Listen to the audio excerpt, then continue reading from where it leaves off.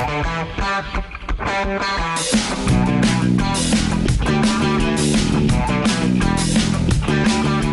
the thick of it with Sammi, joining me is board member of Pride March Victoria, Daniel. Daniel, welcome to Bend. Thanks, Sammi. Now, of course, Pride March has been around for quite a few years now. Tell us a little bit about the history. Well, Pride March, we're in our 19th year, and each of those 19 years we've been walking down Fitzroy Street.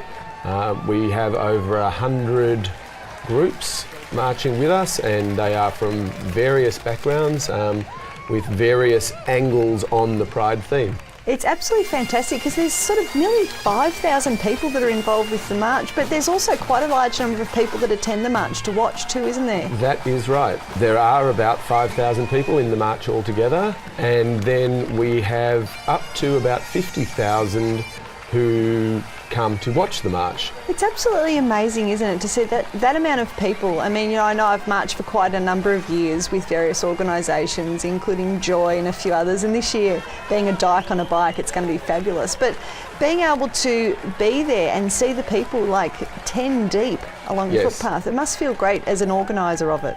It certainly does, and it's reassuring to know that we have that support in the wider community for what we're trying to achieve as an organisation, meaning everything from equality, respect, all those things that all gay organisations are fighting for. That's right, and when a lot of people actually see Pride March and people in the broader community, they automatically think that it's all about little Twinkie boys dancing down the street with no clothes on and drag queens, but there's so many other great organisations, everything from Vintage Men to Rainbow Families, and of course there are a lot of drag queens as well. There are indeed, although interestingly as a percentage the drag queens are decreasing and others are increasing. The Victoria Police are always a huge contingent, for example. And the crowd just love them, don't they? They do indeed, because they march so well and in such a coordinated fashion. But to see that total support from some of the more conservative organisations or those that appear to be conservative is a wonderful thing. It's absolutely fantastic. And I noticed the one thing that's been happening a lot too, marching with the police, is a lot of other emergency services. There was a lot of AMBOs and a few other emergency services that have started marching as well. Absolutely, because once people see that, hang on, they can do it, so we can do it. And that's also a great thing. And the difference too with Pride March, it is a march. It is predominantly people on feet. So, it's not all about the floats and all that sort of stuff. So that's where we sort of greatly differ with Mardi Gras, but we have an equally long-standing tradition here in Victoria, don't we? We do, and I think it's a very good point that you've raised, that we're not a Mardi Gras. In fact, we don't allow floats. Even vehicles are strictly controlled because it is a march. It started as a protest march. That's right. And it still is protesting for our rights. It's fun, but that's why we're there. If the world was nirvana, there would be no need for Pride March. And the great thing that we've actually started to see too with the broader community and the media is the way that they're actually covering Pride March. For many, many years we saw on the various newses, on the Sunday night of Pride, there would always be that funny little flash at the end of the news or during one of the ad breaks of a drag queen or one of the nuns or a little Twinkie boy. And now with the AFL and a fabulous Jason Ball and a few of the footballers being involved, last year was the first time we actually got a serious news report out of it. I think you're right. Not that there's anything wrong with the occasional Twinkie boy. Absolutely, I'm sure.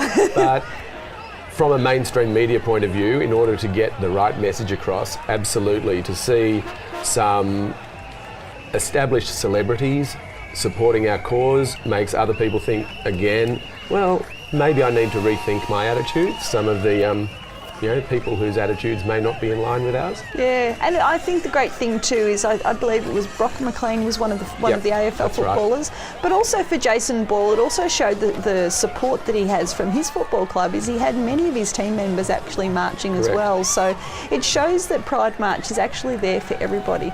Now, even though registrations have closed, there's still the way people can be involved in Pride March, isn't there? If anybody wants to join the march as opposed to simply watching the march, we assemble at Lakeside Drive from midday, and each of the groups will be there assembling. And so people are relatively free to join a group. Obviously, you need to talk to the group about, being a part of them. I've pretty much never heard a group say no if someone's walked up and said, can I march? I mean, even on Joy, they advertise and say, if you want to come on down as a listener or a supporter, come and march with us. And many groups do that. That is right. I mean, obviously there are some where, the police marching band, it isn't going to work to join them. Maybe not so much, but, yeah. A casual group such as Joy, and that's probably a good point, is there's a target, for want of a better way to put it. Find the Joy marches and join them, and that way you just add to the spectacle. And of course the march will be led, as the history happens all around the world, by Dykes on Bikes,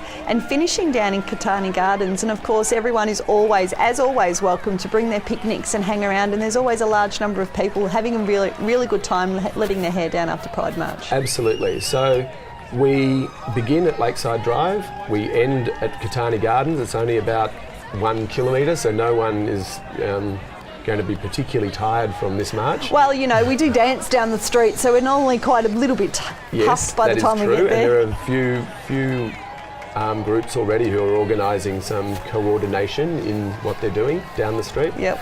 Once you get to Catani Gardens, you can either choose to picnic there, or you can choose one of the many venues along Fitzroy Street, who are great supporters of us this year and last year. In terms of supporting Pride March, obviously, we help them, they help us, which is a great thing. And I mean, that's how Pride March manages to get along. As a non-for-profit organisation, you rely on sponsorship through the council and many other organisations. Right. Now, and of course, one of the other sponsors is the GH, which will be having the after party this year, starting a little bit earlier at 4 o'clock. That is correct. So the GH Hotel, again, a great supporter of ours, and yes, we'll be having our after party there for those that enjoy that sort of thing. And last year the GH after party was huge. The venue was in fact filled to capacity. I know, it's just fantastic. That was brilliant to see. So tell me, do you have your outfit planned already? I'm really not an outfit person, but I'll probably be wearing something fairly fitting. I'm sure you will. Daniel, thank you so much for spending some time with us today on Bent TV, and happy Pride. Thank you. You've been with Sammi in the thick of it on Bent TV with board member of Pride March Victoria, Daniel.